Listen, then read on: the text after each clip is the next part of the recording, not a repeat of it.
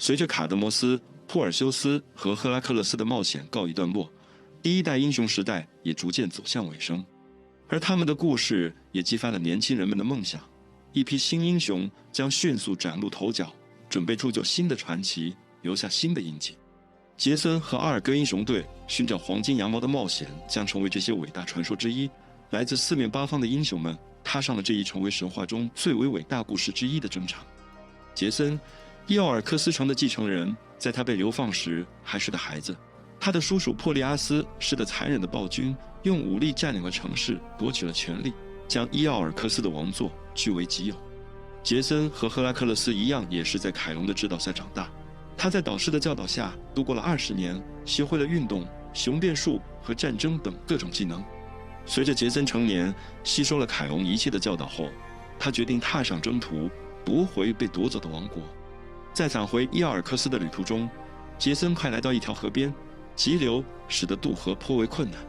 河边坐着一位老妇人，无法渡河。杰森主动提出背她渡河，但在渡河的过程中，湍急的河流卷走了他的一只凉鞋，他只得一只脚光着脚前行。在伊奥尔克斯，国王珀利阿斯则刚刚向神谕询问了自己的死法，神谕告诫他要小心一个穿着一只凉鞋的人。就在这时，杰森抵达了王宫，要求珀利阿斯归还王位。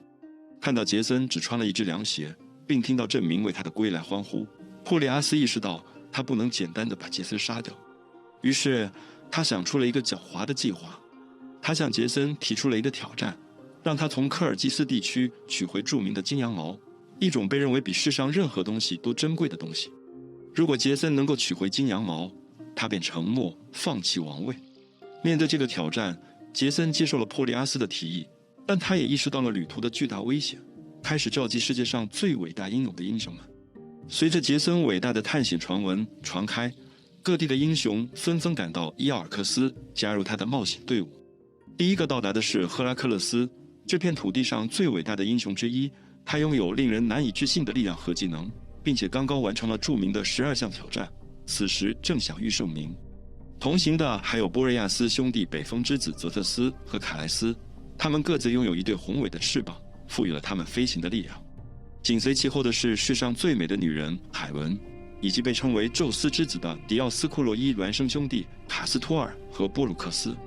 佩罗斯是希腊第一勇士阿喀琉斯的父亲，也是赫西亚所属的菲提亚王国的国王。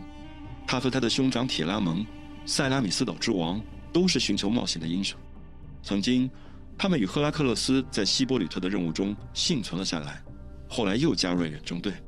还有卡里多尼亚野猪的猎手尤菲莫斯、美雷阿戈洛斯和伊达斯，他们是一群热爱冒险的勇士。在这次任务之后，计划下一次冒险是去猎杀一头凶猛的野猪。同行的还有一位著名的诗人俄尔甫斯，他的歌声美妙动听，能感动人和神。他是最后一个加入远征队的英雄，他希望能用他的歌声保护和激励他的同伴。只有在与阿尔戈英雄一同冒险之后，便发生了俄尔甫斯最著名的故事——失去妻子欧律狄克。为了运送这些伟大的英雄，杰森寻求传奇船匠阿尔戈斯的帮助，并在雅典娜的帮助下打造了阿尔戈号，那是当时最迅速、最坚固的船只。雅典娜在船头安装了一块神奇的木头，通过这块木头，杰森可以获得众神的指引和建议。他们起航了，开始了他们的伟大航程。杰森和他的同伴们自称为阿尔戈英雄，以船的名字来命名。阿尔戈在希腊文中的意思是迅速， Nous 则是水手的意思。他们向北航行，首先抵达了利姆莫斯岛，却惊讶地发现这个岛上只有女人。原来岛上的女人们曾经是女神阿弗洛狄特的虔诚信徒，随着时间的推移，他们对女神的敬仰渐渐淡化，女神的庙宇也被遗弃了。阿弗洛狄特对这些女人发出了愤怒的诅咒，使她们身上散发出难闻的臭气。她们的丈夫不再理睬她们，而是与女奴同床共枕。这些受到丈夫冷落和背叛的女人便起了杀心，将岛上所有的男人和男孩都杀死了。他们在岛上过了多年的寂寞生活，直到一天，阿尔戈英雄来到了岛上。阿弗洛狄特见到英雄们的到来，便撤去了他的诅咒，让这些女人去款待他们的新客人。随着臭气的消散，阿弗洛狄特期待着这些女人能够怀上英雄们的孩子，从而延续岛上的人口，为女神培养新一代的信徒来崇拜她。阿弗洛狄特的计划取得了成功。1年之后，阿尔戈英雄们仍然没有打算离开这座岛屿，令赫拉克勒斯大为不满。赫拉克勒斯召集他的同伴，则被他们忘却了探险的目标，提醒他们只有取回金羊毛，他们才能成为伟大而著名的英雄。低头认错，阿尔戈英雄们回到了船上，他们很快就继续了旅程，继续沿着东方航行。阿尔戈英雄们经过了特洛伊，抵达了基奥斯，让赫拉克勒斯有机会更换他的破浆。然而，赫拉克勒斯的同伴和伴侣海拉斯不慎走入荒野，迷失在茂密的森林深处。海拉斯很快发现了一个美丽的泉水，停下来解渴和沐浴。不料，这个泉水却是水仙女的居所。他们从未见过男人，一见到这位年轻人便爱上了他。他们紧紧抱住他的手臂，把海拉斯拉进水中，让他得到不朽，却也永远留在了那里。赫拉克勒斯不知道自己的伴侣去了哪里，进入森林寻找，但无论他怎么找，都找不到海拉斯。搜寻了数天之后，赫拉克勒斯返回海滩，却发现杰森和阿尔戈英雄已经离开了，继续了他们的旅程。他们沿路经过了色雷斯王国，接着穿越了撞击岩，那是一条极其危险的水道，从未有船能够通过。到了黑海，杰森和他的船员终于抵达了科尔基斯，他们的最终目的地，那里有埃勒忒斯守护着世间最宝贵的物品——金羊毛。埃勒忒斯国王热情地接待了阿尔戈英雄，但他不肯交出金羊毛，因为那是可怕的科尔基斯巨龙的宝物。杰森知道自己无法战胜巨龙，幸好王后赫拉决定相助他。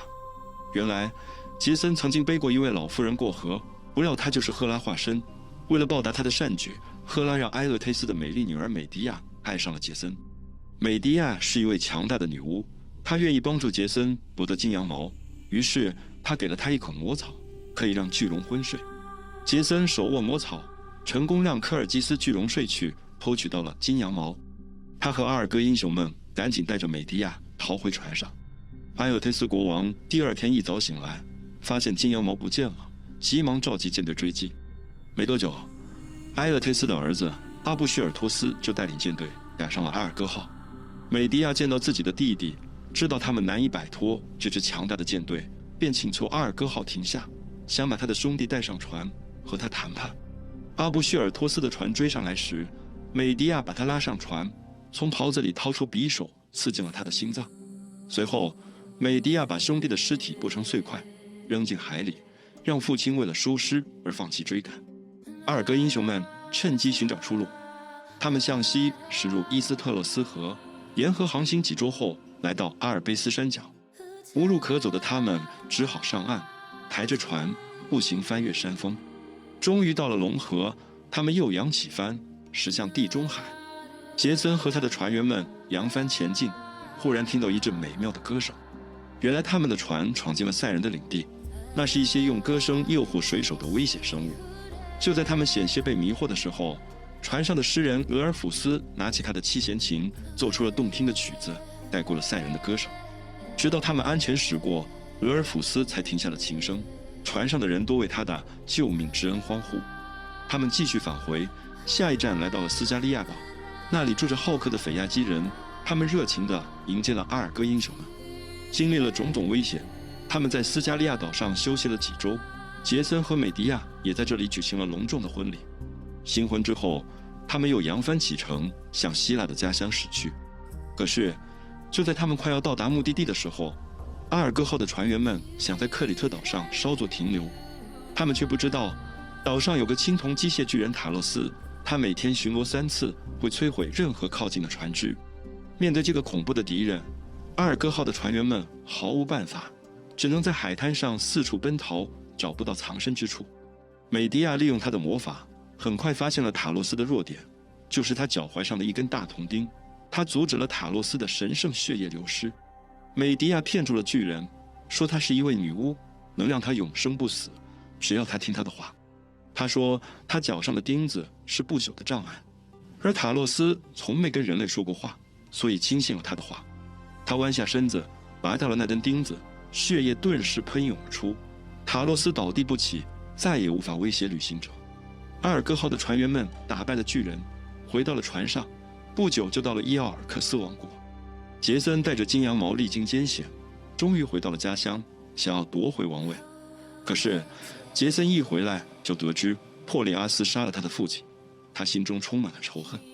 他拿着金羊毛去见国王，要求他还他王国，但珀利阿斯不肯兑现诺言，拒绝了他的要求，让他走人。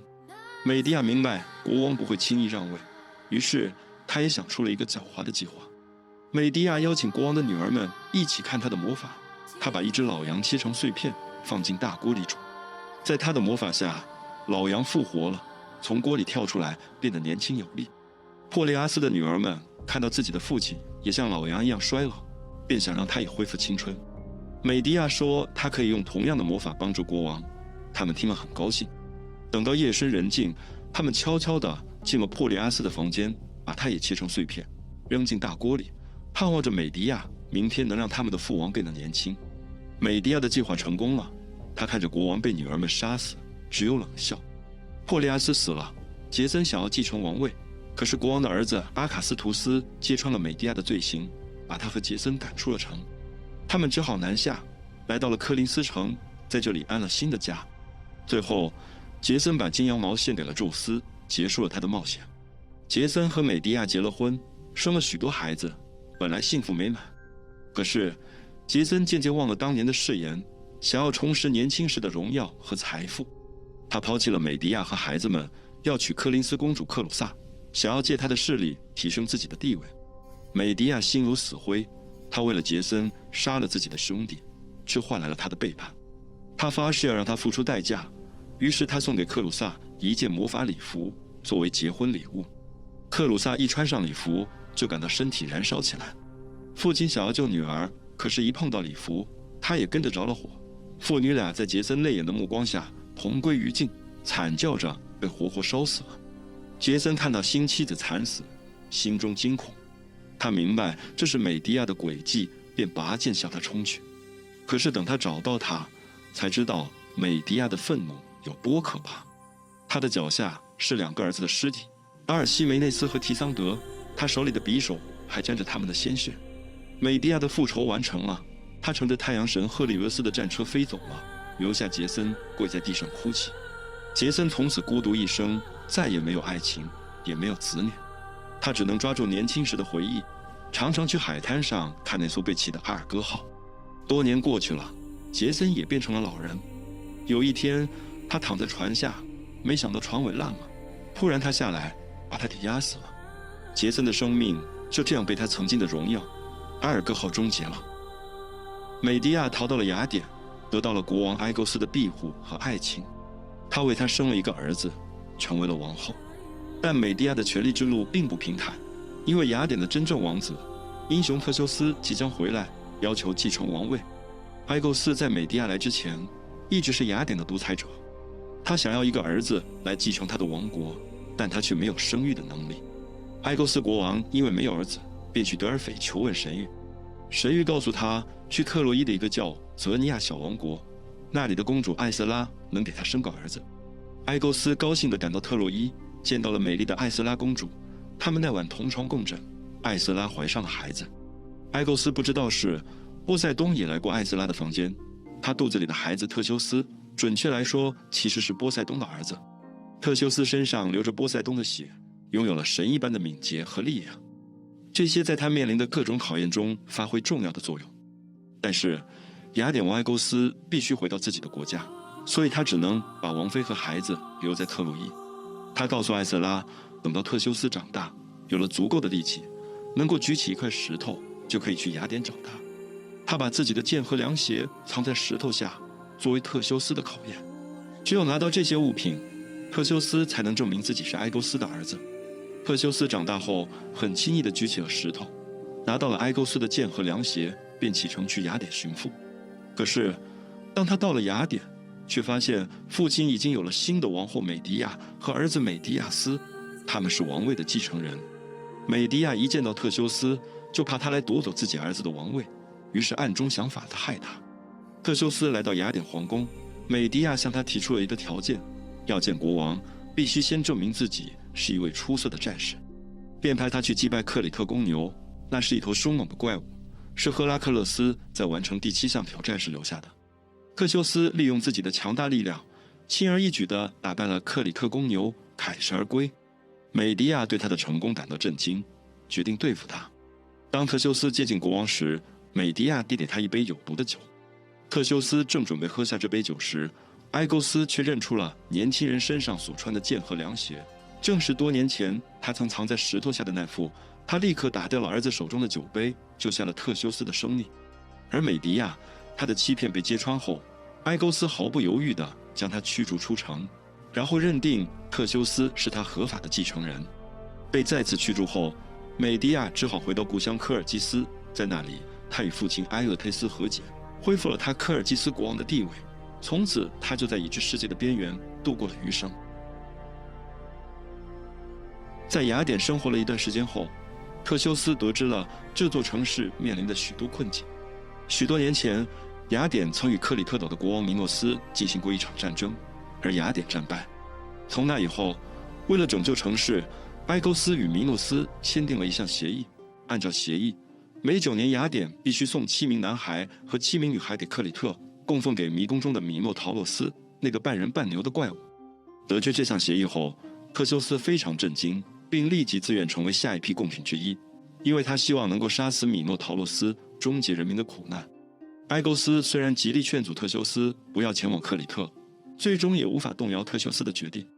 埃勾斯只得无奈地祝福他，并提出一个请求：若特修斯凯旋，应将船帆由黑色换为白色，以此作为平安返回的信号。特修斯随后踏上了前往克里特的艰险航程，目的地是那个藏有臭名昭著的牛头怪米诺陶洛斯的迷宫。到达克里特岛后，特修斯受到了国王米诺斯及其家人的热烈欢迎。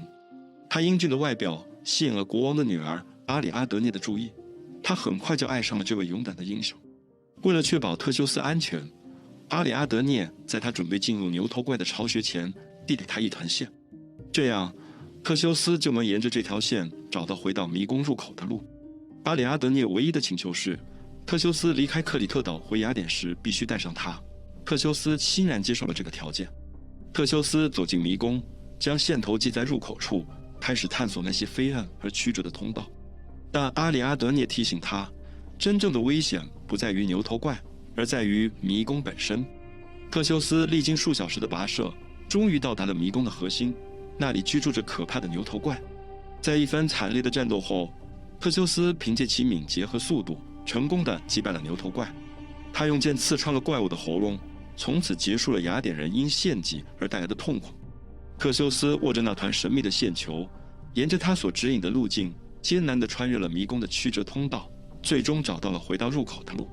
在那里，阿里阿德涅和其他13名雅典人焦急地等待着他的归来。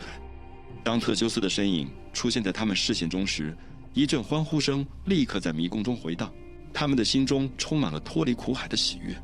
他们迅速登上了等待已久的船只，扬起风帆，告别了那个充满恐怖记忆的克里特岛，开始了他们的归途。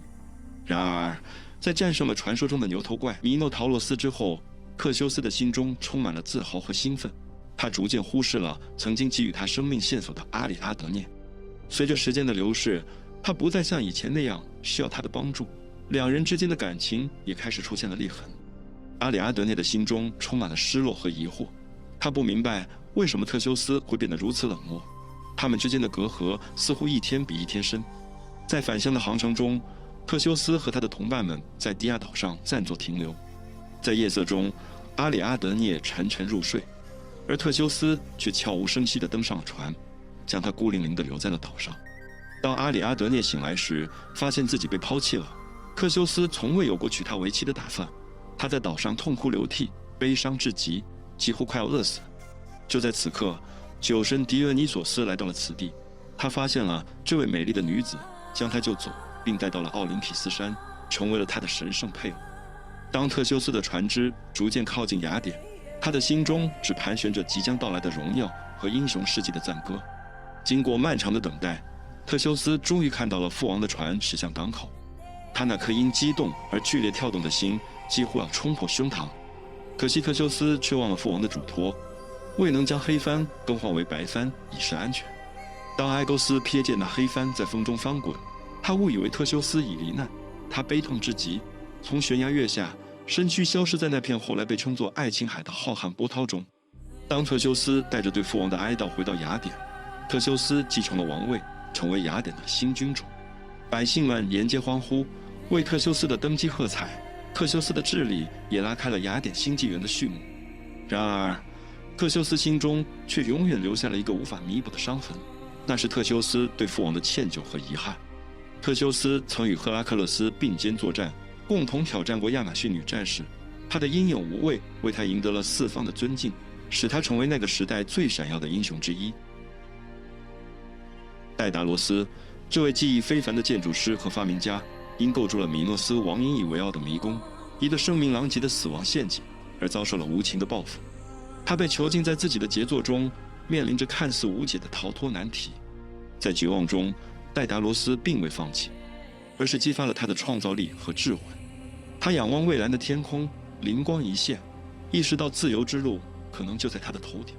于是，他巧妙地利用羽毛和蜂蜡制作了2对翅膀，决心带领他的儿子伊卡洛斯展翅高飞，追求自由的天空。他深知这对翅膀虽能助他们逃离迷宫的束缚，却也极易受损，因此他郑重地告诫伊卡洛斯切勿飞得过高，以免炙热的阳光融化了蜂蜡。父与子肩并肩，展翼翱翔于无垠的蓝天。伊卡洛斯被前所未有的自由沉醉，忘却了父亲的警告。他振翅高飞，欲与太阳肩并肩。不料，太阳的炽热之力开始蚕食着他的翅膀，那些精心安置的羽毛逐渐脱落，如同梦想破灭的碎片。最终，在翅膀的最后一片羽毛飘落之际，伊卡洛斯如同流星般坠入海洋的怀抱，留下了人们对于梦想与自由的无尽遐想。伊卡洛斯的悲剧作为一种文化遗产，代代相传，成为了勇敢尝试与悲惨下场的代名词。他的故事提醒人们自知之明和谨慎行事的重要性，以及过度自信可能带来的灾难性后果。卡利敦位于希腊西部，是一个历史悠久的城市，即将迎来一场盛大的英雄集会，继承了杰森和阿尔戈航海者的辉煌传统。城市的统治者是国王维纽斯和王后阿尔泰亚，他们的儿子美莱阿格罗斯是一位名声显赫的英雄，他的名字在希腊各地都广为流传。一个秘密隐藏在卡利敦的宫殿深处，美莱阿格罗斯，那位被誉为英雄的王子，实际上是战神阿瑞斯与阿尔泰亚王后的私生子。他们的禁忌之爱悄无声息的发生，却引起了命运三女神的警觉。他们手握着凡人命令的红线。在美莱阿格罗斯出生的那一刻，三女神降临到他的摇篮边，目睹了这个新生儿在温暖的火光旁安详地睡去。其中一位女神手指轻抚过炉火中一根坚固的木柴，低声吟唱着决定美莱阿格罗斯命运的神谕：孩子啊，接受我们的馈赠，你的生命之火将随着这根木柴燃尽而熄灭。在命运三女神的预言之后，阿尔泰亚女王心急如焚地赶到火炉旁，她毫不犹豫地用清水扑灭了跳跃的火苗，并迅速捡起那根与儿子美莱阿格罗斯生命相连的粗木柴。为了守护爱子的生命，他匆忙返回王宫，将那根木柴深锁于坚固的箱中，是不让任何潜在的威胁触及他。20年的光阴荏苒，美莱阿格罗斯已成长为一名杰出的阿尔戈英雄。他与杰森并肩作战，历经重重考验，终于取回了传说中的金羊毛，作为英雄凯旋而归。但是，当他满怀期待地回到卡利敦，希望与家人团聚时，却惊愕地发现，曾经温馨的家园，如今却是一片几近废墟的景象。在古老的希腊神话中，美莱阿格罗斯的父亲伦纽斯国王曾经得到了葡萄酒之神狄俄尼索斯的青睐，玄之的恩宠带来了丰收，粮仓满溢，人民欢庆。但国王的心中却渐渐滋生了骄傲与自满，他忘记了对自然之神阿尔特弥斯的敬畏和供奉。阿尔特弥斯，那位掌管野兽和森林的狩猎女神，对俄纽斯的忘恩负义感到愤怒。他决定给予一个惩罚，派遣了一头巨大而凶猛的野猪，它的獠牙如同利剑，眼中闪烁着红光。这只野猪横冲直撞，宛如一股不可抗拒的力量。它肆意破坏城镇，践踏庄稼，无人能在它面前幸存。当卡利敦陷入混乱，野猪的威胁如影随形时，俄纽斯国王急切地寻求英雄的援手。他命令信鸽飞往希腊的每一个角落，传递着紧急的求援信号，邀请勇士们集结，共同铲除这头肆虐的恶兽，恢复王国的和平。率先接受挑战的是国王骁勇的儿子美莱阿格罗斯，他身披战甲，手持长矛，准备带领众多响应号召的勇士。他们中有50余人，每个都是战场上的精英。而在这些勇士中，最引人注目的是那些刚刚完成金羊毛探险的阿尔戈英雄们，他们的名字已经成为传奇。杰森、尤菲莫斯、伊达斯，还有佩留斯以及泰拉蒙和双子星兄弟，他们在卡利敦集结，就像是星辰汇聚。他们的到来预示着一场史诗般的狩猎即将展开。除此之外，他们中还有雅典的国王特修斯，那位曾经战胜牛头怪的勇士；赫拉克勒斯的侄子伊奥劳斯，他在叔叔的第2项挑战中斩杀9头蛇的英勇事迹至今被传颂。以其睿智和经验著称于希腊各城邦的皮洛斯国王涅斯特尔，奥德修斯的父亲拉昂尔特斯同样是一位声名显赫的英雄。他们也共同加入了这场猎杀野猪的冒险。这头野猪怕是连做梦都没想到自己能有这么大的魅力。而在这群男子汉中，出现了一位令人意想不到的女英雄阿塔兰忒。她来自世外桃源阿卡迪亚，是一位与众不同的狩猎女神。她的目标坚定，那就是将那头凶猛的野猪作为自己的战利品。在渴望4子的国王家中，阿塔兰忒的降生并未受到欢迎，反而被遗弃于无情的荒野。命运的不公，但自然的怜悯让她存活了下来。一只慈爱的母熊将她纳入怀抱，给予她母爱般的呵护。在野兽的庇护下，阿塔兰忒茁壮成长，直至被一对慈祥的猎户夫妇发现，并将她视如己出。荒野的生活磨练了他的意志，他在森林中与野兽为伍，狩猎成了本能反应。阿塔兰忒不仅仅是猎户的女儿，更是狩猎女神阿尔特弥斯的虔诚信徒。她箭无虚发，步伐轻盈如风，她的勇气和技艺让所有男子汉也自愧不如。当阿塔兰忒得知卡利敦因一头凶猛野猪而陷入恐慌时，他毅然决定加入猎杀行动。他不仅渴望证明自己的勇武，更希望以实力赢得尊重。他踏入集会现场，却遭遇了战士们的嘲笑与不屑。他们的讥讽声中充满了对女性能力的怀疑，但阿塔兰忒并未放在心上，他的眼神中露出不容小觑的战意。在众人的哄笑中，美莱阿格罗斯却被阿塔兰忒的勇敢和美丽所吸引。他看到了他与众不同的英雄气质，决定支持他，最终说服其他战士接纳阿塔兰忒为同伴。随着最后一道准备工作的完成，猎杀大幕缓缓拉开，英雄们如同洪流般奔涌而出，野猪留下的破坏痕迹和血迹成为了他们追踪的明显线索。在茂密的森林深处，英雄们终于发现了那头野猪的踪迹。他们迅速行动，将其团团围住，准备发起致命一击。就在紧张的气氛达到顶点时，野猪猛然爆发出惊人的力量，突然冲出，它的獠牙如同利剑般刺穿了一名猎人，而它沉重的蹄子接着践踏在了另一位不幸的战士身上。当野猪如同一股不可挡的狂风在猎人中横扫时，混乱和恐慌迅速蔓延，猎人们手足无措，长矛在空中划过急促的弧线，却频频伤及自己人。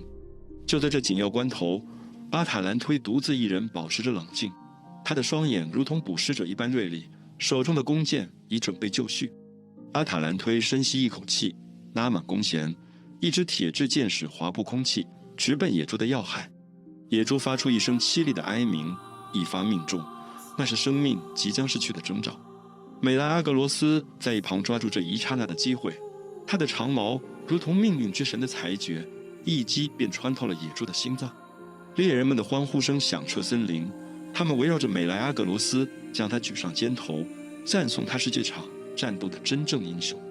他们的歌声和掌声是对美莱阿格罗斯英勇事迹的最好证明。尽管美莱阿格罗斯在猎杀中表现英勇，他却谦虚地拒绝了所有赞誉。在他坚定的眼神中，只有阿塔兰忒才是真正的英雄，是他的箭矢精准地射中了野猪的致命要害。因此他认为那张珍贵的野猪皮毛理应属于他。美莱阿格罗斯的提议激起了猎人们的强烈反弹。他的叔叔托克索斯和普勒克西普斯两位经验丰富的猎手率先表达了他们的愤怒。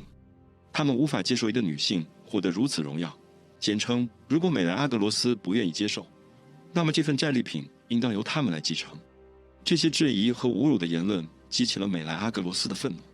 他对阿塔兰推的爱情使他失去了理智，一时冲动之下，他拔出宝剑，在众目睽睽之下，将自己的2位叔叔斩于剑下。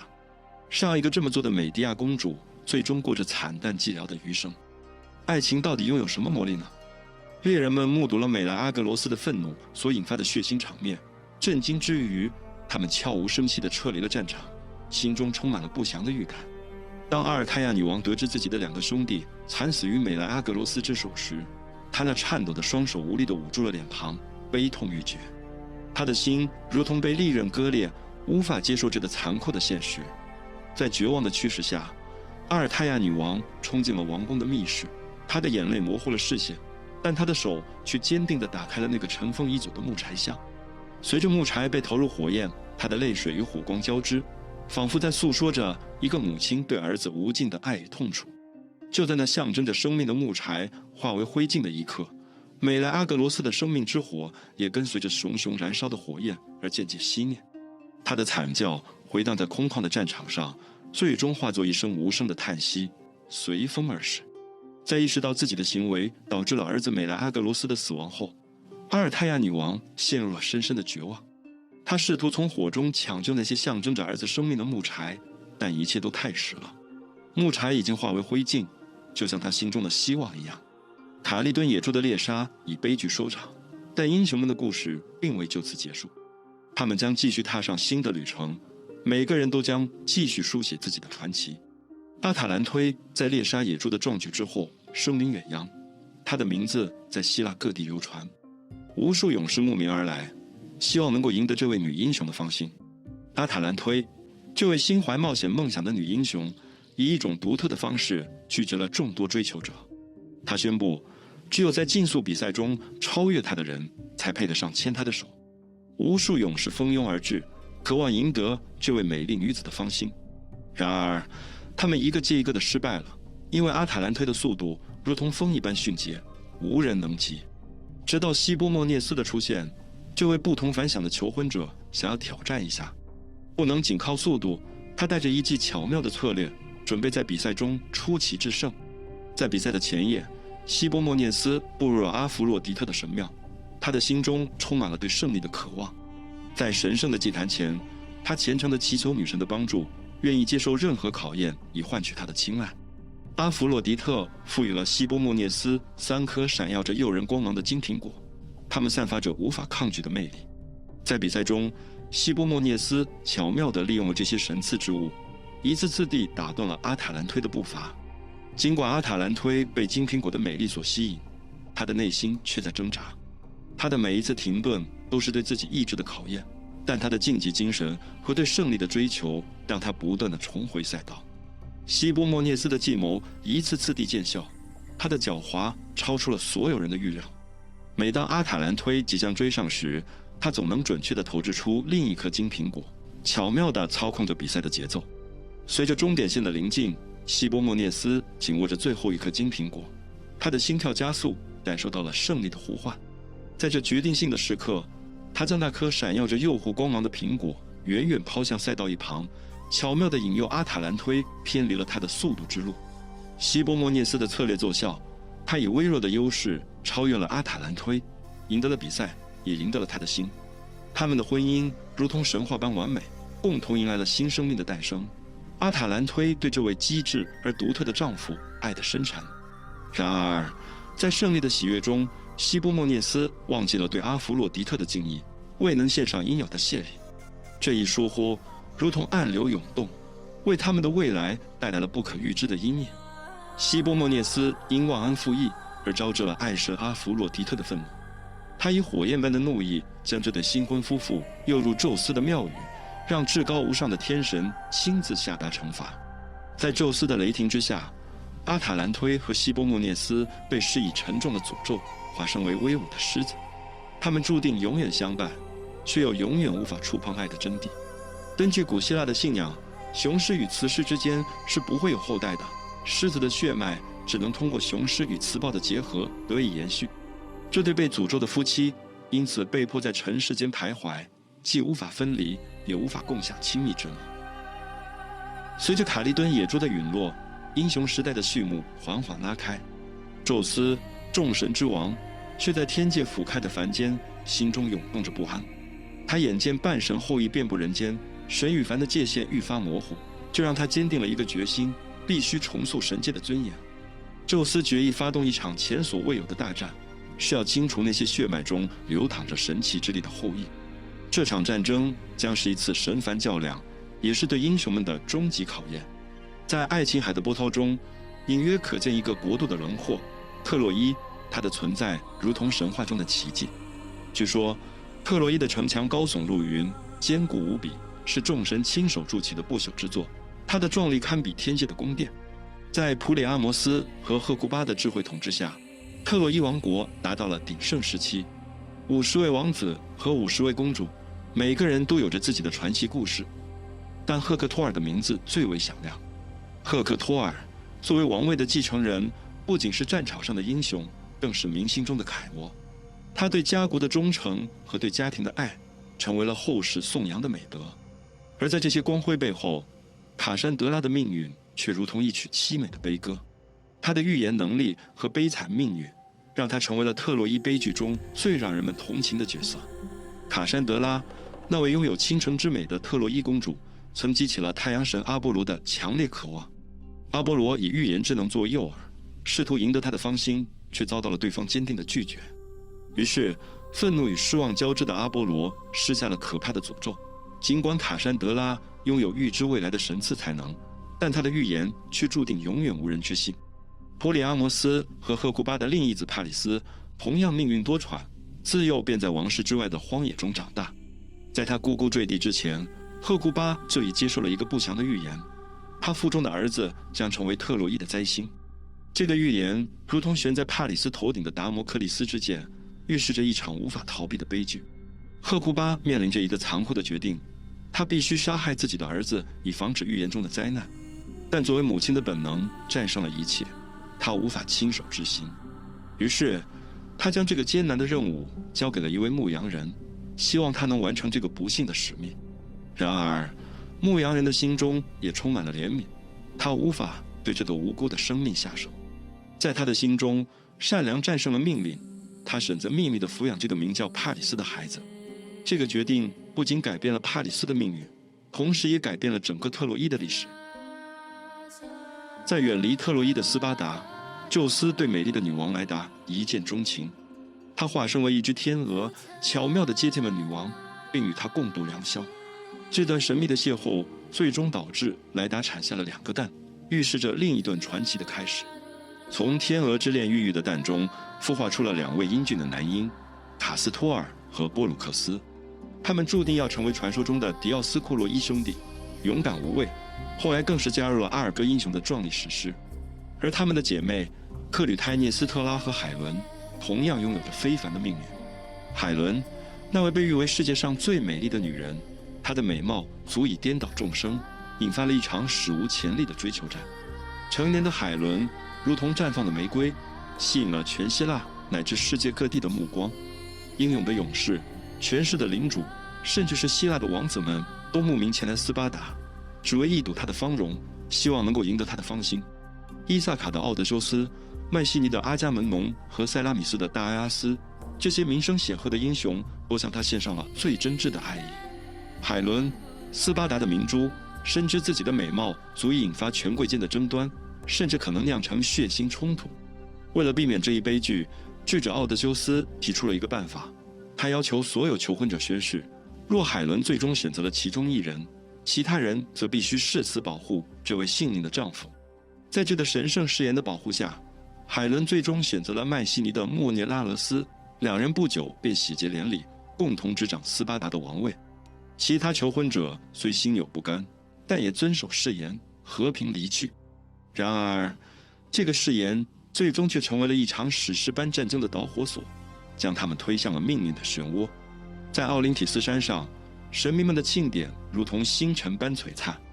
阿喀琉斯的父母，海洋女神特提斯和英勇的佩琉斯国王受邀至神山之巅，共同庆祝他们的神圣联姻。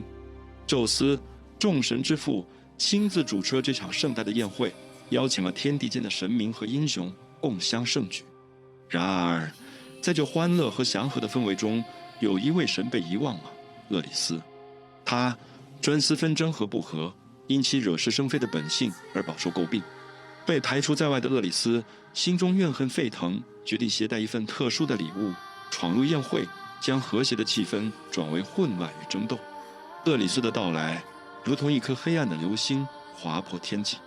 他手中的礼物不是祝福，而是一颗播下纷争种子的炸弹。他的目的很明确，在神明们的欢庆中投下混乱之种，引发一场前所未有的神与神的冲突。厄里斯，不和与纷争的化身，巧妙地将一枚刻有送给最美的人字样的金苹果投入奥林匹斯女神之间。他深知这将激起女神们的虚荣心，引发无休止的争吵。果不其然，赫拉、雅典娜和阿弗洛狄特三位女神各自自诩为最美，争夺这枚象征至高无上荣耀的苹果。宙斯，众神之王，面对这场女人之间的战争，明智地选择了中立。他看到了一个机会，一个推进他伟大计划的契机。他决定将这个艰难的选择交给一位凡人，一个以公正著称的谦逊牧羊人——帕里斯王子。帕里斯曾被遗弃，却在牧羊人的庇护下成长，拥有着不为人知的王者血统。三位女神在奥林匹斯山的金色殿堂中，围绕着帕里斯展开了一场激烈的争夺。赫拉以王权的诱惑，承诺让他成为欧亚大陆的霸主；雅典娜则以智慧和勇武，许诺赐予他无与伦比的战争才能。而阿弗洛狄特，他深谙帕里斯内心的渴望，轻声承诺将世间最美的女子斯巴达的海伦赠予他。帕里斯的心中早已被阿弗洛狄特的承诺所俘虏，他毫不犹豫地将金苹果交到了爱神的手中，而女神则以神秘的微笑指引他前往远方的斯巴达。在那里，海伦，那位倾国倾城的美人，将在阿弗洛狄特的魔法下对他倾心倾情。帕里斯跨越海洋，踏上斯巴达的土地，他与海伦的目光一触即发，爱情的火花在两颗心中燃起。他们的爱情如同夜空中一闪而过的流星，注定会成为一个悲剧。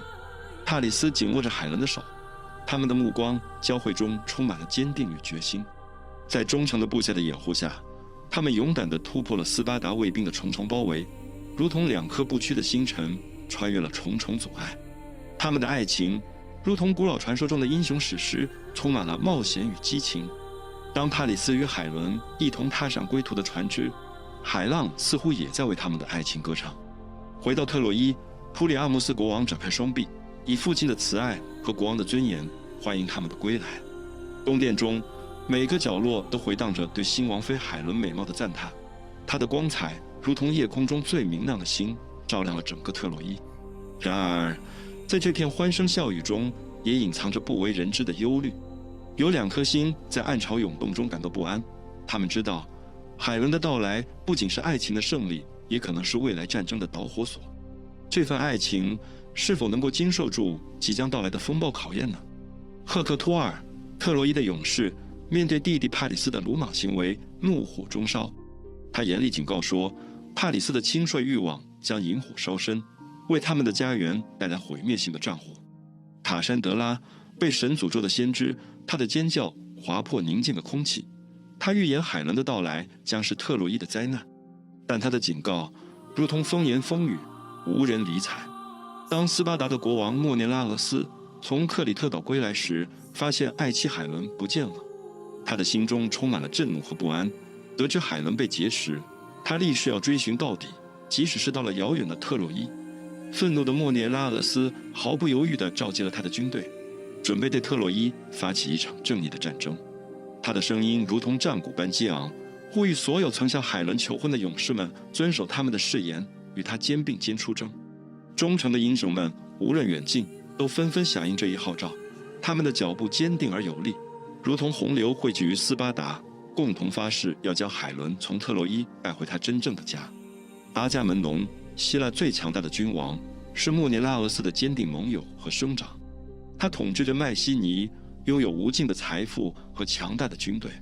当战争的阴云笼罩希腊大地时，他毫不犹豫地站出来，成为了希腊舰队的统帅，他的旗帜在风中猎猎作响，象征着希腊人民的团结和力量。海伦的追求者们为了履行他们对莫涅拉俄斯的庄严誓言，纷纷加入了他的战旗下。他们中，涅斯特尔以其睿智，狄俄莫德斯以其勇猛。此狄俄莫德斯是阿尔戈斯的国王，而非那个被赫拉克勒斯杀掉的巨人国王。而奥德修斯则以其卓越的智慧，成为了希腊出征军队的中坚力量。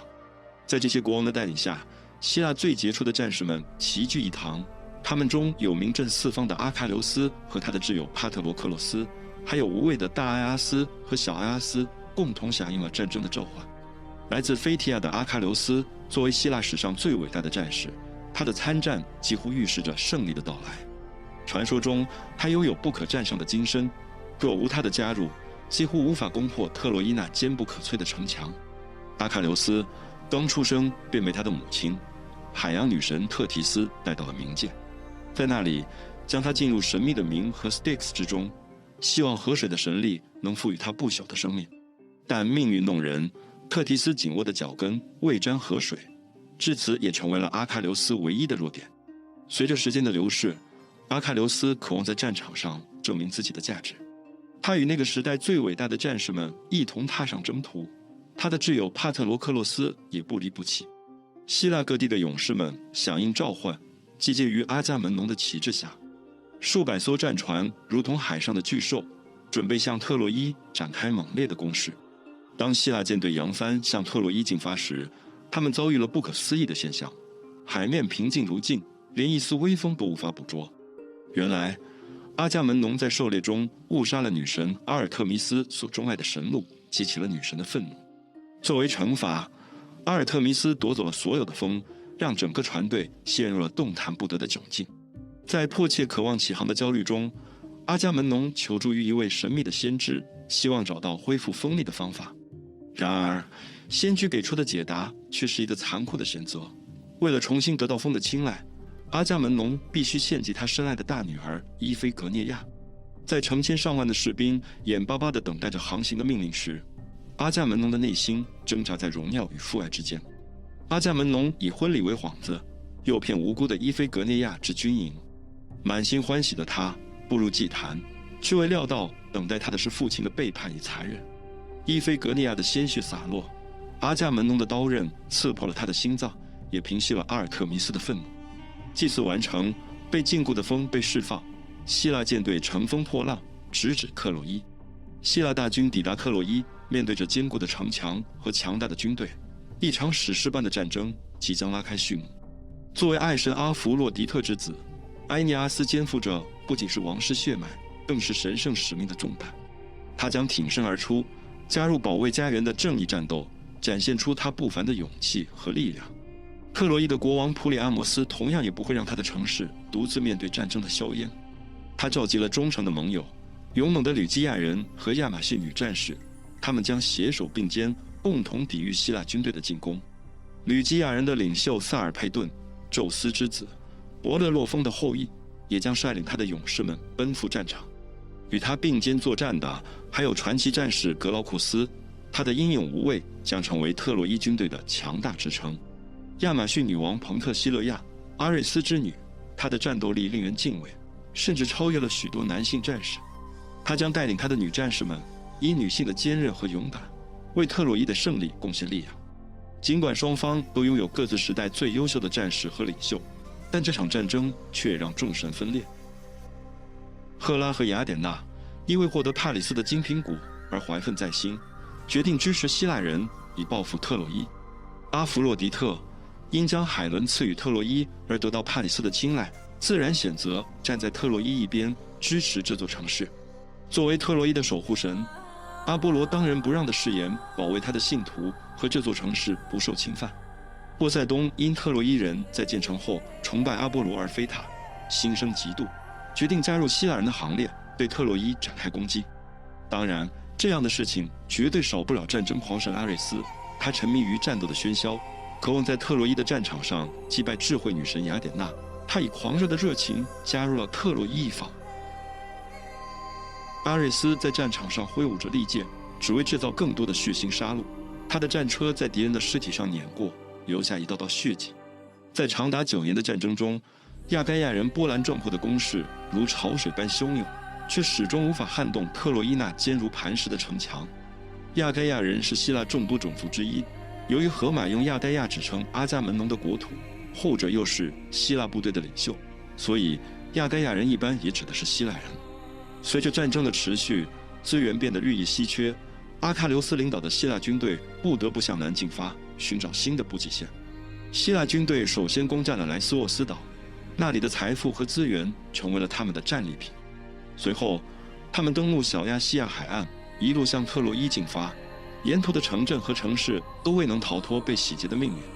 从吕尔涅索斯和希波普拉基亚2座城市中，希腊勇士们掳掠了无数美丽的女子，将她们作为战利品分配。其中，原本分配给阿喀琉斯的克利塞伊斯却落入了阿伽门农之手，他们的命运将深刻影响战争的进程。阿伽门农对克利塞伊斯一见钟情，将他纳为妾室，深陷爱河。但克利塞伊斯的父亲克利塞斯，一位虔诚的阿波罗祭司，无法忍受女儿沦为奴隶的苦难，他满怀希望地携带重金前来迎召，以赎金恳求阿伽门农释放女儿。然而，阿伽门农冷酷无情，不仅拒绝了祭司的请求，还在众人面前羞辱这位老人，指着被锁链束缚的克利塞伊斯展示他的权力和控制。神圣的阿波罗对于他的祭司所受的侮辱感到无比愤怒，他的怒火化作致命的瘟疫之箭，无情地射向希腊军队，誓言不将克利塞伊斯安全送回故乡，瘟疫便不会停息。作死阿伽门农在神灾面前别无选择，只得释放了克利塞伊斯，由奥德修斯将他与父亲团聚，以平息神怒。然而，失去了宠妻的阿伽门农心有不甘，他的欲望如野火般燃烧，又将贪婪的目光转向了阿喀琉斯的奴隶布里塞伊斯。在他看来，既然自己无法得到所想，那么就要让这位最伟大的战士也尝尝失去真实之物的痛苦。于是，他蛮横地闯入阿喀琉斯的营帐，将布里塞伊斯夺为己有。这无疑点燃了阿喀琉斯心中的怒火。阿喀琉斯，希腊最伟大的战士，面对国王的嘲讽，怒不可遏，手中的剑刃闪耀着寒光，准备为荣誉而战。就在紧张的气氛达到顶点时，智慧女神雅典娜如同天降神使，及时出现，她的手轻抚阿喀琉斯的手臂，她那冷静而坚定的声音在他耳边响起，提醒他不要因一时冲动而毁了大局。阿喀琉斯虽心有不甘，但最终选择尊重神意。他将剑归鞘，决定不再为这位不懂尊重的国王献出自己的剑与血。在阿喀琉斯的缺席下，希腊军队艰难地维持着战线。战争的残酷让双方都承受了沉重的损失，无数英勇的生命在这场纷争中逝去。赫克托尔在告别深爱的妻子安德洛马克和他的小儿子阿斯提亚纳克斯时，泪水模糊了他的双眼。他知道这一别可能是永恒的，但他的心中充满了对特洛伊的忠诚与责任，他必须挺身而出。赫克托尔从特洛伊的高墙走下，他的身影在战士们中间显得格外高大。他的话语如同晨曦中的号角，唤醒了每个士兵的勇气，他们的心中重新燃起了胜利的火焰。在阿喀琉斯的缺席下，希腊军队如同无头的苍蝇，被赫克托尔带领到特洛伊战士们一路驱赶，直至船只边缘。他们的防线摇摇欲坠，眼看就要被突破。看着战友们一个个倒下，帕特洛克洛斯再也按捺不住内心的愤怒和不甘，他决定穿上阿喀琉斯的盔甲，化身为战场上的英雄，是要为希腊人挽回一线生机。当阿喀琉斯的身影再次出现在战场上时，特洛伊军队被恐惧笼罩，士兵们纷纷逃向城墙寻求庇护。赫克托尔见状，决定孤身挑战帕特洛克洛斯，以赢得宝贵的撤退时间。他挥舞着利剑，勇猛地冲向帕特洛克洛斯，一剑将其斩落马下。惊愕的赫克托尔摘下帕特洛克洛斯的头盔，发现自己并未击败真正的阿喀琉斯，稍微有些放风的心情立马紧绷了起来。帕特洛克洛斯在战场上倒下，希腊军队如同汹涌的潮水，争相夺取他的遗体。阿喀琉斯在营帐中目睹挚友的冰冷尸体，悲痛欲绝，心如刀绞。海洋之神特提斯现身安抚他那陷入绝望的儿子，他的心疼化作行动，前往奥林匹斯山，请求赫淮斯托斯为阿喀琉斯打造全新的盔甲，准备大开外挂。特提斯将闪耀着神光的盔甲交到阿喀琉斯手中，穿上这套盔甲，阿喀琉斯的悲痛转化为熊熊怒火，心中只剩下复仇的决心，是要以赫克托尔和特洛伊的毁灭来平息他心中翻腾的怒火。当然，有后世传闻说，阿喀琉斯之所以如此愤怒，因为帕特洛克洛斯可能不仅仅只是挚友这么简单。当赫克托尔看到阿喀琉斯那如同战神般的身影冲向他时，恐惧如同寒冰般侵蚀他的勇气。他在特洛伊城墙下的影子拉长了3圈，直到命运的追逐终结。面对无处可逃的绝境，赫克托尔挺身而出，决心以一名战士的尊严迎接最后的挑战。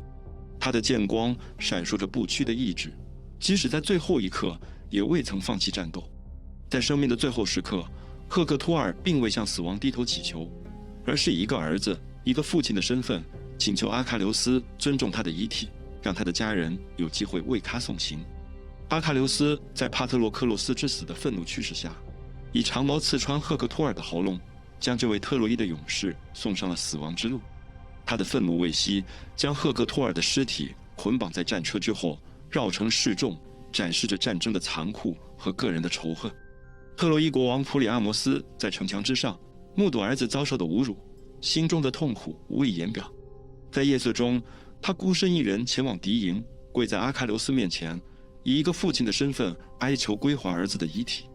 普里阿摩斯的泪水和哀痛触动了阿喀琉斯的心弦，使他回想起自己失去挚友的痛楚。在这份共鸣中，阿喀琉斯的心墙被打破，他答应了对方的请求，允许普里阿摩斯带走赫克托尔的遗体，为这场悲剧画上了一个和解的句点。特洛伊的街道上，人们的哭泣声汇成了一曲悲伤的交响乐。赫克托尔的遗体被带回家园，他的妻子和儿子紧紧相依，他们的泪水如同冬日的雨，凄凉而冰冷。赫克托尔的失去带走了特洛伊最后的希望。阿喀琉斯的脚步声如同死神的临近，每一步都预示着这座城市悲惨的命运。就在阿喀琉斯准备攻破特洛伊的城墙时，命运的转折降临。在阿波罗的指引下，帕里斯的箭犹如命运之手，精准地射中了他的致命弱点——脚肘。阿喀琉斯在战场上倒下了，他的生命如同被抽走的火焰，渐渐熄灭在遍地鲜血的冰冷大地上。帕里斯还未能享受胜利的喜悦，希腊战士们目睹了他的行为，愤怒地挥舞着武器，是要为阿喀琉斯报仇。阿喀琉斯的死让两军都陷入了前所未有的绝望，特别是希腊人，他们无法想象在没有阿喀琉斯的力量下，如何攻破坚不可摧的特洛伊城墙。然而，在绝望中，奥德修斯的智慧如同曙光破晓，他策划了一个让人赞不绝口的计划，一个将被后世传颂的特洛伊木马计。奥德修斯以其非凡的智慧设计了一匹巨大的木马，巧妙地将内部掏空，创造了一个隐秘的空间，足以让他和他的勇士们悄无声息地藏身其中。当晨曦出现，特洛伊人惊喜地发现城外出现了一匹宏伟的木马，希腊军营已经消失，他们误以为战争已经结束，希腊军撤退了，城市中充满了欢声笑语。特洛伊人被这匹木马的外表所迷惑，将其视为和平的象征，欢欣鼓舞地将它带入城墙之内，并未曾察觉这背后隐藏的致命陷阱。然而，在众人的欢庆中，有一位智者并未被蒙蔽双眼。卡珊德拉以他那凄厉的嗓音警告特洛伊人，木马内暗藏杀机。他的眼中闪烁着先知的光芒，但他的预言却被无知的嘲笑所淹没。在夜色的掩护下，奥德修斯和他的战士们如幽灵般从木马中现身，他们的动作迅疾而无声，守卫在黑暗中倒下。他们打开城门，点燃了信号火。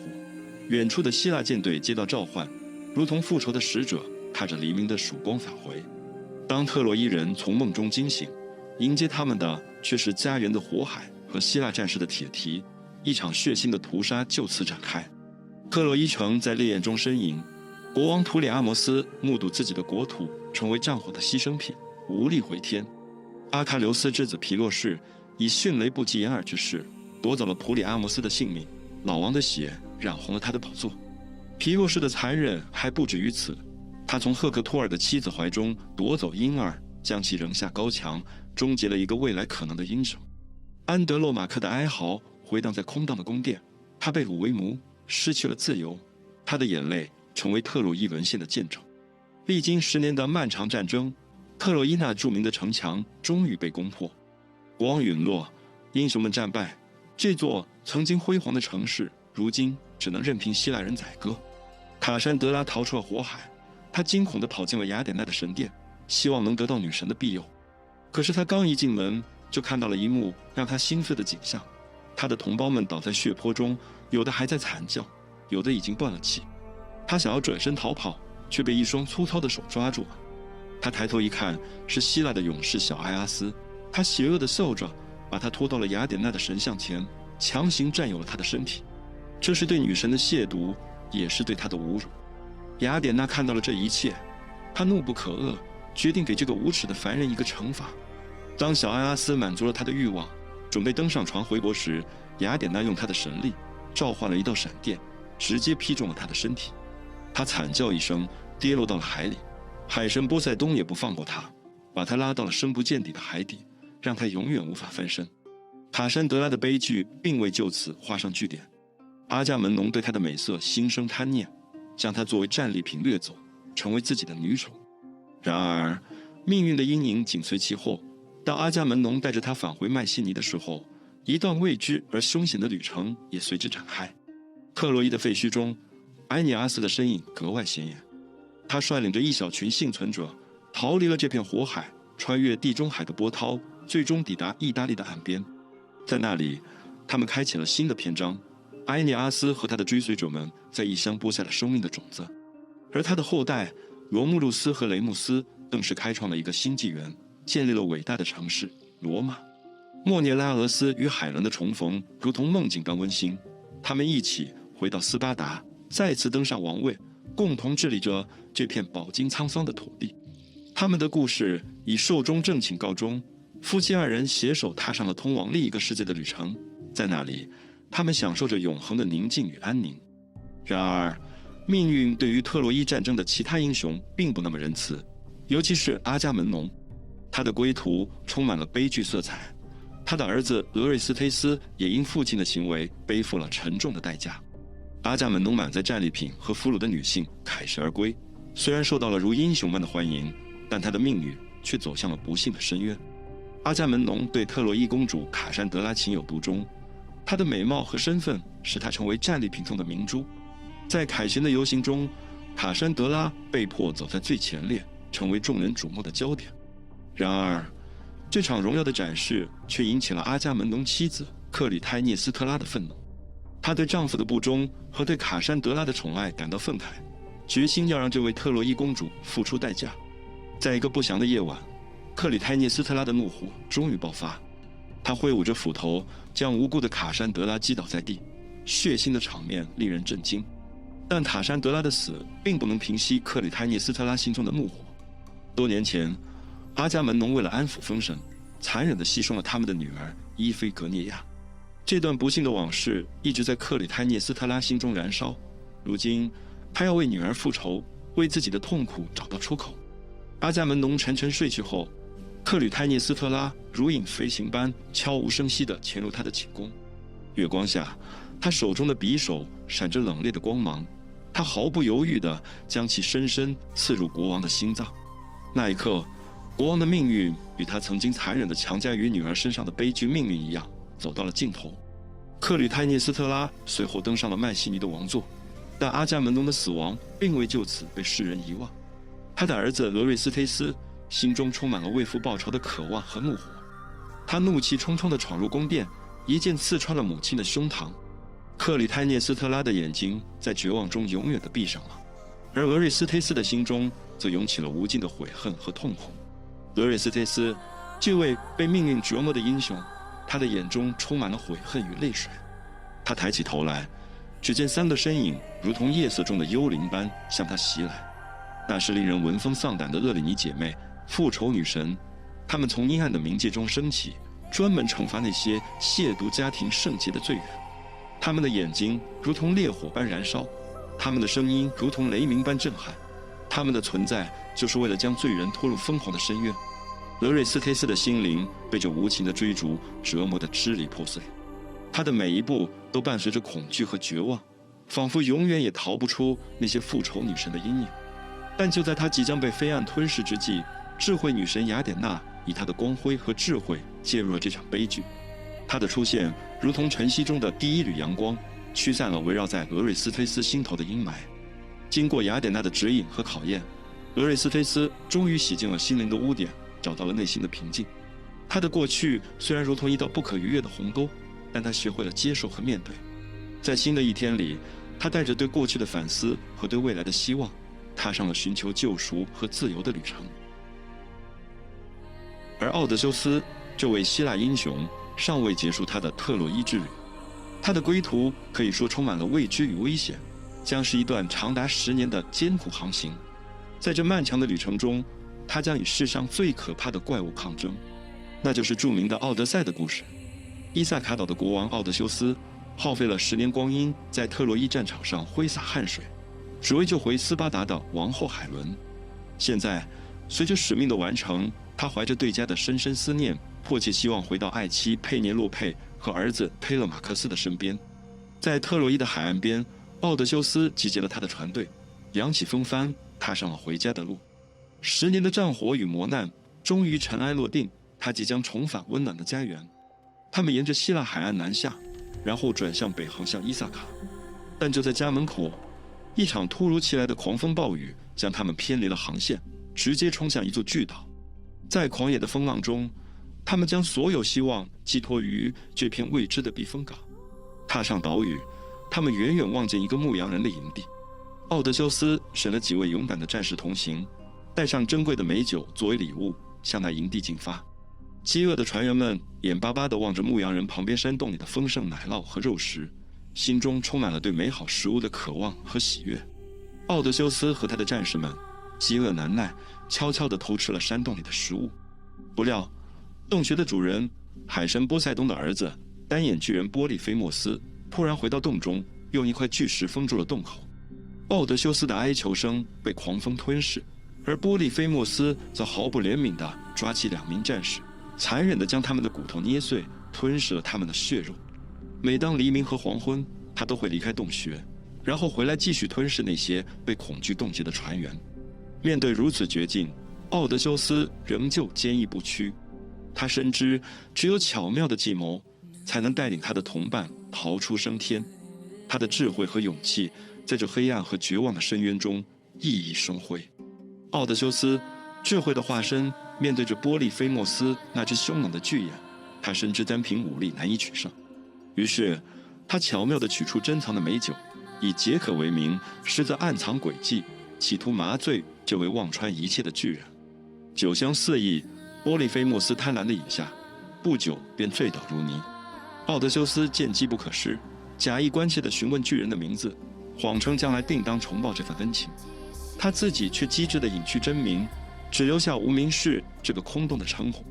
波利菲莫斯头脑迷糊，竟真心感谢了这位无名氏。巨人沉睡，奥德修斯则不失时机，手握洞中发现的木桩，开始悄悄削尖，心中暗自谋划。这不仅是逃脱的关键，更是他智慧胜利的象征。在夜幕的掩护下，奥德修斯轻手轻脚地接近沉睡的波利菲莫斯，他手中握着一根锋利的木桩，毫不犹豫地刺向巨人的唯一之眼。一声凄厉至极的尖叫划破寂静，震动了整个岛屿，连远处的独眼巨人们也被惊醒。他们急忙聚集在洞口，关切地询问波利菲莫斯发生了什么，有人伤害你了吗？波利菲莫斯痛苦地捂住流血的眼眶，愤怒地吼道：没人，是没人伤害我。奥德修斯的计谋得逞，巨人们被巧妙地蒙蔽，满心疑惑地散去。虽然波利菲莫斯被欺骗，但他仍将巨石紧紧地堵在洞口。奥德修斯和他的船员们似乎无路可逃。然而，机智如奥德修斯绝不轻言放弃，他脑海中迅速闪现出一个妙计。夜月拂晓，波利菲莫斯准备移开石块，让羊群外出觅食。他用粗糙的手指一一探查羊的肚子，以防人类的诡计。而奥德修斯和他的同伴们却早有准备，他们巧妙地将自己绑在羊的温暖腹部，随着羊群慢慢移动，成功地骗过了波利菲莫斯的触觉。就这样，他们在波利菲莫斯的鼻子底下借着羊群的掩护，悄无声息地溜出了山洞，重获自由。这一刻，奥德修斯的智慧和勇气再次得到了证明，而波利菲莫斯的愚蠢则成了众人嘲笑的对象。终于，他们抵达了船只，扬起帆篷，迅速逃离了波利菲莫斯的岛屿。愤怒的巨眼怪试图用巨石阻止他们，但只能无奈地看着他们的船只渐行渐远。然而，奥德修斯却在胜利的喜悦中犯下了致命的错误。他忍不住向波利菲莫斯大吼自己的真名：“记住我，我是特洛伊战争的英雄奥德修斯。”他未曾料到，这一鲁莽之举将招致灾祸。波利菲莫斯将他的名字告知了自己的父亲，海神波塞冬。为了给儿子受辱复仇，波塞冬施下了诅咒，奥德修斯在接下来的航程中将失去所有的船员，且在海上漂泊10年，直至他踏上故乡土地之前，都将无法逃脱苦难的命运。奥德修斯和他的船员们浑然不知波塞冬已对他们下了诅咒，他们的船只轻盈地划过波涛，来到了漂浮在海面上的神秘岛屿埃奥利亚。岛上的统治者热情好客的埃奥罗斯国王用盛大的宴席欢迎他们。宴会落幕时，国王赠予奥德修斯一份无价之宝，一只精致的皮革袋，内藏着驾驭风力的神奇力量，只需巧妙运用，便能助他一帆风顺地回到温暖的家园。带着国王的祝福，奥德修斯再次扬帆起航。他巧妙操纵着袋中的风力，伊萨卡岛的轮廓逐渐在地平线上清晰起来，仿佛在向他招手。然而，就在他们即将抵达家门口的那一刻，贪婪的阴影悄然笼罩了船员们的心头。他们误以为埃奥罗斯的礼物中藏有无尽的金银财宝，于是在夜幕的掩护下，他们偷偷打开了那只皮革袋，不料释放出了一股狂暴的风暴，将他们的希望和贪念一同卷入了无边的海洋深渊。突如其来的狂风呼啸而出，如同愤怒的巨兽，将他们的船只无情地卷回到了起点。他们再次抵达埃奥利亚岛，但这次他们不再受到热情的款待。埃奥罗斯国王的眼神中透露出深深的疑虑，他相信只有神灵的诅咒才会让奥德修斯一次又一次地踏上他的岛屿。为了避免神明的愤怒，国王决定不再提供帮助，他命令士兵将奥德修斯及其船员驱逐出宫殿。奥德修斯，这位智慧与勇气并存的英雄，面对着连番的挫折，仍然不敢放弃。他指挥船员重新扬帆起航，尽管前方的道路充满了未知和危险，但他的心中始终怀揣着对归家的坚定信念。在拉斯特吕戈尼亚港口，奥德修斯派遣3名勇敢的侦察兵去探索未知的土地。他们本以为会遇到好客的村民和丰盛的食物，却意外陷入了巨人的埋伏。在巨人的追逐下，侦察兵们慌乱逃回船上，惊魂未定。那些拉斯特吕戈尼亚巨人以暴力和血腥著称，毫不留情地吞噬了侦察兵，并将他们的凶猛目光投向了奥德修斯的船队。他们挥舞着巨石，如雨点般砸向船只，一艘接一艘地沉入海底，只留下奥德修斯的船只侥幸存活。历经波折，奥德修斯带领着他残存的队伍，驾驶着那艘破损的船只，穿越了汹涌的大海，最终抵达了神秘的埃亚亚岛。在这片未知的领域，居住着一位美丽而危险的女巫卡尔克。她不仅是太阳神赫利俄斯的女儿，也是那位臭名昭著的女巫美迪亚的姐姐。奥德修斯谨慎地将船员分成2组，他亲自留守船只，搭建坚固的营地，而其他勇敢的船员则踏上岛屿，寻找可能的食物来源。他们穿过茂密的丛林，不久便抵达了卡尔克的隐秘住所。那里，一群平日凶猛的狼和狮子竟然温顺地围绕在他的脚边，这一幕让船员们惊讶不已。卡尔克以他的迷人微笑和甜美的声音，热情地邀请他们进入他的家。他亲手准备了丰盛的餐点，香气四溢的麦饼、新鲜的奶酪和醇厚的葡萄酒。然而，船员们并不知道，这些诱人的食物背后隐藏着一个可怕的秘密。饱餐一顿后，船员们一个接一个地陷入了沉睡。但当他们在梦境中挣扎醒来时，却发现自己遭受了不幸的命运。他们不再是勇敢的船员，而是变成了低头吃草的猪。幸运的是，有一位警觉的船员因为心存疑虑而没有尝试那些食物。他目睹了这一切的变化，慌乱中逃回船上，向奥德修斯汇报了同伴们不幸的遭遇。得知噩耗，奥德修斯立刻动身前往营救他的船员。途中，神速如风的信使赫尔墨斯出现在奥德修斯面前，他手持神秘的魔草茉莉，这是天界的珍宝，能够抵御一切邪恶的魔法。接过魔草，奥德修斯步入卡尔克的宫殿，他的心中早已谋划好一切，与卡尔克共享晚宴，却暗中将神药融入酒中。神奇的是，尽管喝下了魔药，奥德修斯却依然保持着人形，令卡尔克大吃一惊。奥德修斯眼中闪烁着决绝的光芒，他的剑锋寒光逼人，对卡尔克下达了不容置疑的命令：立刻恢复船员的人形，否则他将面临永恒的毁灭。锋利的剑刃抵在脖颈，在奥德修斯的坚定意志面前，卡尔克无奈地施展了他的魔法。那些曾是猪的船员们一个接一个地恢复了原形，他们的眼中充满了对奥德修斯的感激和敬仰。不过这两人也是不打不相识，竟直接吼上了。卡尔克不仅是一位美丽的女神，也是奥德修斯心灵的慰藉。她的智慧和力量帮助奥德修斯克服了许多困难。在他的岛屿上，二人的爱情如同神话般绚烂，共同迎接了新生命的诞生，他们的儿子特勒根诺斯。然而，英雄的本性使奥德修斯无法长久停留在这片爱的港湾，思乡之情如潮水般涌动，驱使他再次踏上归途。卡尔克深知海洋的危险，因此他建议奥德修斯前往冥界寻求先知忒瑞西阿斯的智慧。这位盲眼先知的预言将是奥德修斯未来航程的灯塔，指引他穿越重重困难，直至归家。在卡尔克的指引下，奥德修斯驶向了世界的尽头，那里隐藏着通往冥界的秘密通道。在那片神秘的土地上，他依照古老的传统进行了祭祀，唤醒了沉睡的亡灵。忒瑞西阿斯的灵魂在他面前显现，带着对未来的预言和对过去的智慧，为奥德修斯的旅程增添了一抹神秘的色彩。忒瑞西阿斯以严肃的语气向奥德修斯传达了一个至关重要的警告：他们即将抵达太阳神赫利俄斯的神圣岛屿。他强调，为了生存并安全返回故乡，他们必须避免触碰岛上的任何神牛，否则将面临无法逃避的死亡命运。奥德修斯对这位先知的话深感敬畏，他向忒瑞西阿斯表示感激，并立即扬帆起航，心中坚定了一个决心：他将确保自己的船员远离那些神圣的牛群。然而，在他们的航行中，一股诱人的旋律突然飘荡在海风中，那是一种令人无法抗拒的美妙音乐。